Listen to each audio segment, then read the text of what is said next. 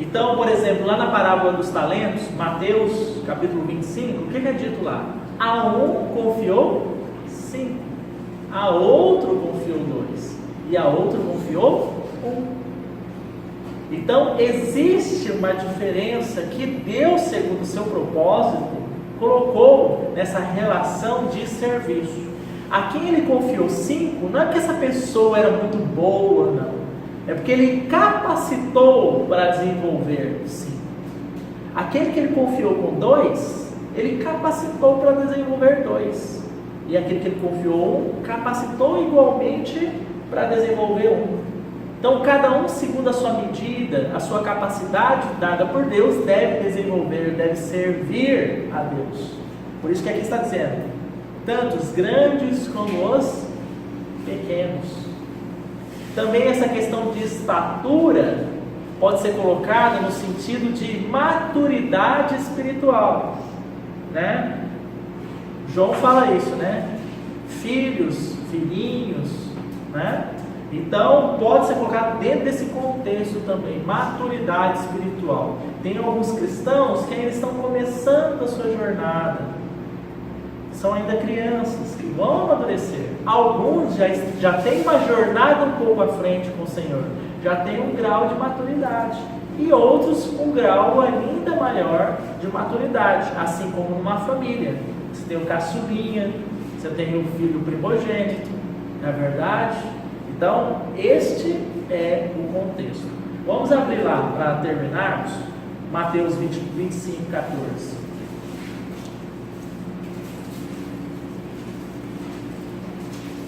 Mas lembre-se, irmãos, tanto os grandes como os pequenos, temor do Senhor.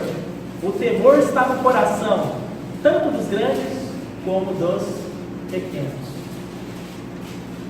Mateus 25, 14. O irmão que encontrou, leia para nós.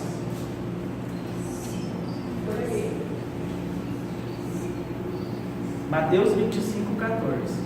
Pois será como o homem que, ausentando-se do país, chamou os seus servos e lhes confiou os seus bens.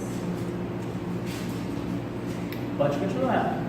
A um deu 5 talentos, a outro 2 e a outro 1. A cada um segundo a sua própria capacidade, e então partiu.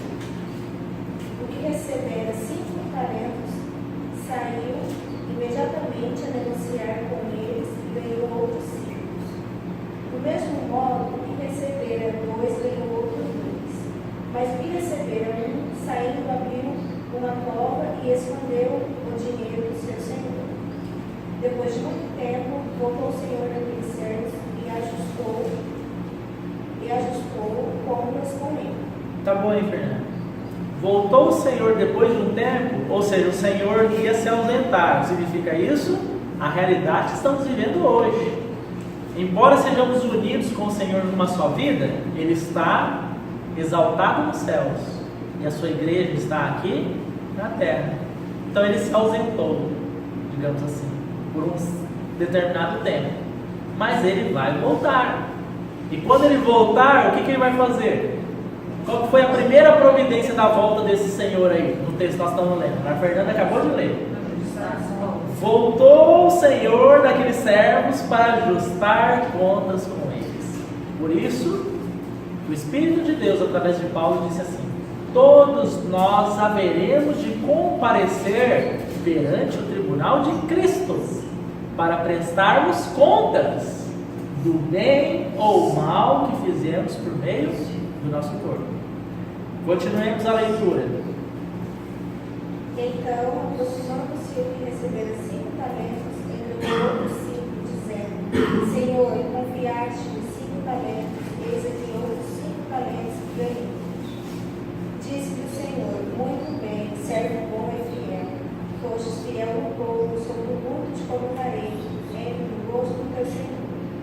E aproximando-se também do que recebera 2 talentos, disse: Senhor, 2 talentos me confiaste. Aqui tens outros 2 que ganhei. Disse-lhe o Senhor: muito bem, servo bom e fiel. Foste fiel no pouco, sobre o muito te colocarei. Entra no gozo do teu Senhor. Chegando por fim, o que receberam um talento, disse: Senhor, sabendo que és homem severo, que ceifas onde não semeaste e ajuntas onde não espalhaste. Receoso escondi na terra o teu talento, aqui tens o que é teu. Respondeu-lhe, porém, o Senhor: servo mau e negligente, saibas que ceifo onde não semeei e ajunto onde não espalhei?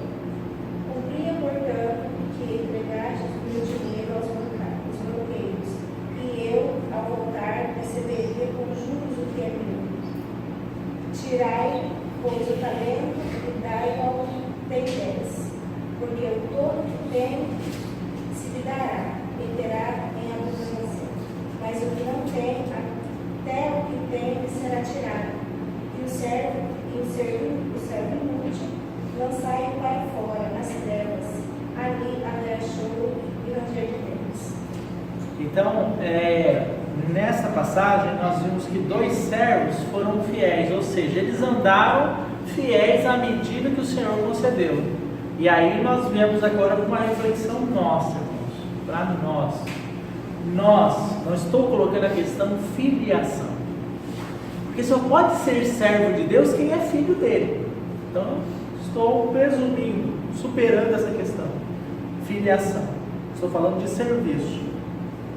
Nós, enquanto servos de Deus, temos sido fiéis à medida que Ele nos deu, o comissionamento, ao serviço que Ele nos deu. Saiba os irmãos, saiba eu, que todos nós temos uma função no corpo de Cristo. Nós somos filhos, mas também somos servos. E aí nos perguntamos: temos buscado o Senhor para saber que função é esta? No que Ele nos quer usar? Ou nós temos nos contentado com a vida de banco de reuniões? O que é a vida de banco de reuniões? Eu venho nas reuniões, ouço a palavra, vou para a minha casa. Volto para a reunião, ouço a palavra, vou para a minha casa. É essa a rotina. Tiago diz assim, que nós não devemos ser apenas ouvintes, mas devemos ser ouvintes praticantes. Todos nós somos, pelo Espírito de Deus, habilitados no serviço ao Senhor. Em outras palavras, recebemos talentos da parte de Deus para serem desenvolvidos. E se não estamos desenvolvendo esses talentos, nós nos encaixamos em qual desses 3 aqui que acabamos de ler? No último. Aquele que recebeu o talento, né? O Espírito de Deus, irmãos, ele é tão sábio, porque se ele colocasse essa parábola que o de 5 não desenvolveu, sabe o que as pessoas diriam? Ah, mas claro, né? 5 é muita coisa, ele não ia conseguir desenvolver muito. Mas o Espírito de Deus colocou no de 1 talento. E esse de 1 talento chegou cheio de reverência, digamos assim, cheio de razões e desculpas, as mesmas que nós damos para o Senhor diariamente. Senhor, não fiz porque não deu tempo, não fiz porque minha família tomou meu tempo, não fiz porque estou passando por problema, não te sirvo por isso, não te sirvo por aquilo. São as várias desculpas que diariamente estamos tentando dar ao Senhor. Mas o que o Senhor disse para esse servo? Servo inútil. É um servo, mas sem utilidade do Senhor. Que coisa terrível. Então, no dia do tribunal de Cristo, nós compareceremos perante Ele, porque o julgamento, segundo Pedro, começa pela casa de Deus. Deus vai julgar a sua família primeiro, para depois Ele julgar o mundo. A palavra diz que tem o tribunal de Cristo, mas tem o tribunal do grande trono branco. Então, antes de Deus julgar o mundo no tribunal do grande trono branco, lá em Apocalipse 21, Ele julgará a sua casa, ou seja, todos os seus filhos. Não para a questão de salvação ou não salvação, essa questão está resolvida, mas para a questão de fomos fiéis à medida que o Senhor nos concedeu. E não pense em usar aquela desculpa: mas irmão nenhum disse para mim o que eu tinha que fazer. Não fiz nada. Irmãos, o Espírito de Deus habita em nós. Ele é o cabeça da igreja, ele que exerce esse governo. Só para terminar, 2 Coríntios capítulo 12, verso 1. A respeito dos dons espirituais, não quero, irmãos, que sejais ignorantes. Perdão, é 1 Coríntios 12, perdão. É 1 Coríntios 12, 1. Eu falei segundo, né? Então vamos de novo. 12, 1. A respeito dos dons espirituais, não quero, irmãos, que sejais ignorantes. Dons do Espírito, aqui estão relacionados ao quê? A função que nós temos no corpo de Cristo. Tá. Avançando aí, né? Vamos para o verso 11. Mas um só é o mesmo Espírito. Veja que o Espírito aí está com letra maiúscula, está se referindo ao Espírito de Deus. Vamos de novo. Mas um só e o mesmo Espírito realiza todas as coisas, ou seja, todo o serviço, todos os dons são do Espírito e Ele realiza. Mas como que Ele realiza? Distribuindo-os como lhe apraz a cada um individualmente. Então todo o operar do Senhor no seu corpo, no que se refere ao serviço, é mediante os dons que Ele concede à sua igreja, para que sejam desempenhados. Mas quem concede? O Espírito, Ele que dá. Não somos nós que escolhemos a cada um, o Espírito dá segundo lhe apraz, né? E Ele dá individualmente. Então a nossa irmã mais jovem aqui é a Jaquinha. Creu no Senhor, o Senhor concedeu a ela dom por meio do Espírito.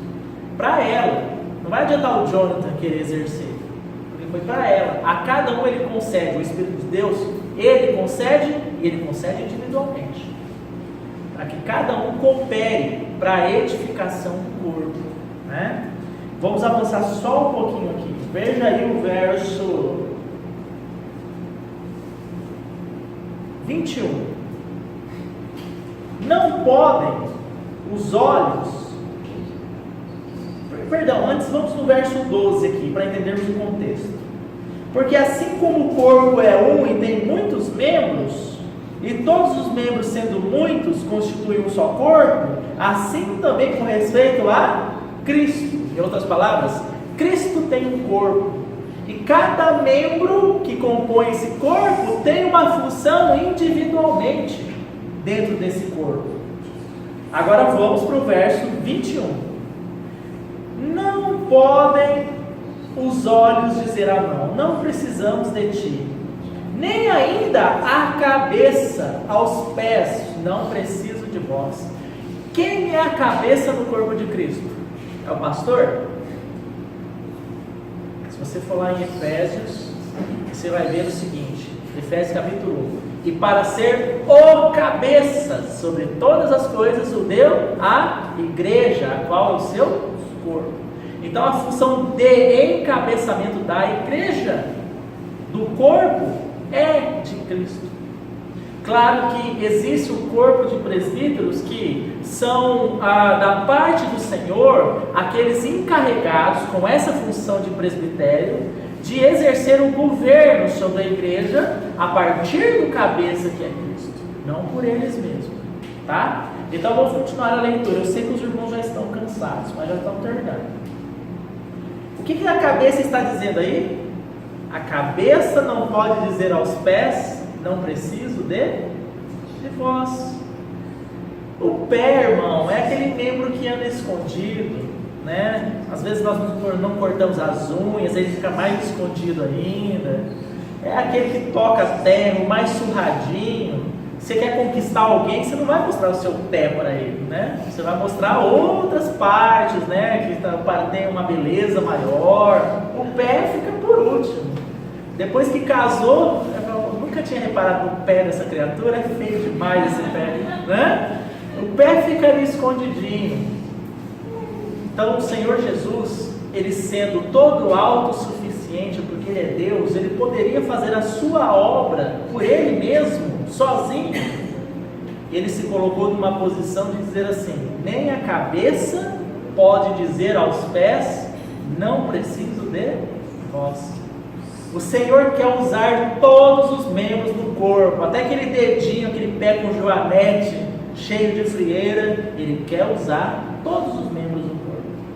Então cuidado, irmãos, que a desculpa está em nós, não está no Senhor, está em nós, e isso será cobrado, principalmente aqui na nossa localidade, no nosso local de reunião, na realidade da comunidade aqui, muitos membros do corpo inativos, contentes apenas com a vida do sentar e ouvir, sentar, ouvir, levantar e ir embora, sentar, ouvir, levantar e ir embora. E lembremos da exortação do Espírito de Deus por intermédio de Tiago: não sejamos apenas ouvintes, mas ouvintes praticantes. Amém?